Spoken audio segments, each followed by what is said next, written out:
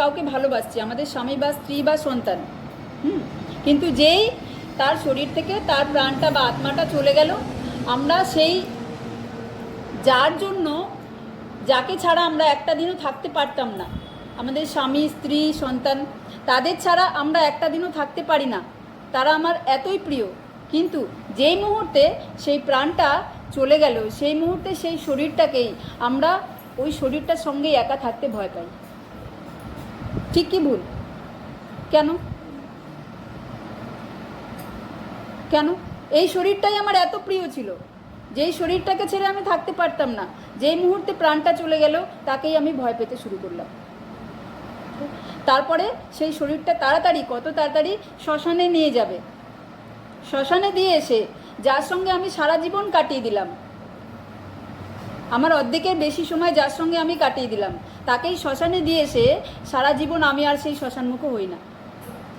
একবারও দেখতেই যায় না যে আমার সেই প্রিয় সঙ্গীটা, যাকে আমি শ্মশানে ফেলে এসেছি, যাই আমার স্মৃতির উদ্দেশ্যে তাকে একবার ওখানে আবার গিয়ে দেখাতে যাই, একবারও যাই না। তাহলে যাকে আমরা ভালোবেসেছিলাম সে কে? তাহলে শরীরটাকে তো আমরা ভালোবাসিনি, তাহলে শরীরের মধ্যে যে আছে তাকেই আমরা ভালোবেসেছিলাম, অর্থাৎ সেই আত্মা পরমাত্মাকেই আমরা ভালোবেসেছিলাম, কিন্তু সেটা অজান্তে ভালোবেসেছিলাম, অর্থাৎ ভগবানকেই আমরা ভালোবেসেছিলাম, কিন্তু সেই ভালোবাসাটা যদি জেনে হয় যে তার মধ্যে পরমাত্মা আছে, অর্থাৎ ভগবান আছে, তাই আমার সে প্রিয়, সেটা জেনে যদি জ্ঞানে যদি ভালোবাসি তাহলে সেটা ভক্তি, আর যদি অজ্ঞানে ভালোবাসি তাহলেই সেটা মায়া। আর মায়া মানে অন্ধকার, আমাদের যার জন্য সারা জীবন দিনপাত করি, আমাদের দুঃখের কারণ তারাই হয়। ঠিক কি ভুল? তাহলে আমাদের ভালো থাকতে গেলে মৃত্যুর আগে, মৃত্যুর পরে কোথায় যাব পরের কথা, কিন্তু মৃত্যুর আগেই ভালো থাকতে হলে আমাদের ভক্তি ছাড়া উপায় নেই, ভগবান ছাড়া উপায় নেই। ভগবান আমাদের নিজের ছিলেন, আছে আর থাকবে, এছাড়া আমাদের কেউ নিজে নেই, নেই আর নেই। সব পৃথিবীর স্বার্থের সম্পর্ক শুধুমাত্র তিনটে আমাদের বন্ধু, পৃথিবীতে তিনজন আমাদের বন্ধু, কে? ভগবান, ভগবানের নাম আর ভগবানের ভক্ত। এই তিনজন ছাড়া এই পৃথিবীতে সমস্ত কিছুই স্বার্থ। ভগবান, ভগবানের নাম, ভগবানের ভক্তদের কী স্বার্থ? যেন তেন প্রকারে হরির সঙ্গে যুক্ত করে দেওয়া, এটাই ভগবানের স্বার্থ। তো যে কোনো ভগবদ্গীতা, আমাদের যে প্রতিদিন কাজ করি, কাজ করার শেষে আমরা মেন্টাল স্যাটিসফ্যাকশন হই না। কেন হই না? সেটা জাগতিক কাজ। কিন্তু আমরা যদি প্রতিদিন ভগবদ্গীতা পড়ি, ভগবদ্গীতার শ্লোক পড়ি, অনুবাদ পড়ি, তাৎপর্য পড়ি, অন্তত একটা হলেও যদি শুরু করি, আমরা দেখব যে সেই কাজটাই অনেক এনার্জির সঙ্গে করতে পারছি। তাই কেন ভগবদ্গীতার প্রথম শ্রোতাকে অর্জুনও কর্ম করেছিল, কর্ম করতে গিয়ে অর্জুনের প্রবলেম হয়েছিল, সেই প্রবলেম সমস্যার সমাধান ভগবান।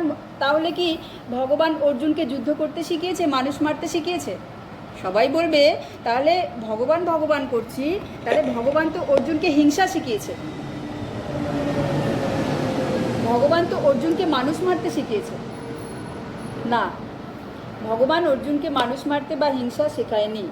তখনকার দিনে অর্জুন ছিল যেহেতু ক্ষত্রিয়, তাই ক্ষত্রিয়দের কর্ম ছিল হচ্ছে যুদ্ধ করা। এখনকার যেমনি প্রফেশন, বাই প্রফেশন বিভিন্ন সার্ভিস, বিজনেস, তখনকার দিনের যে ক্ষত্রিয়র কাজ ছিল বা রাজার কাজ ছিল যুদ্ধ করা।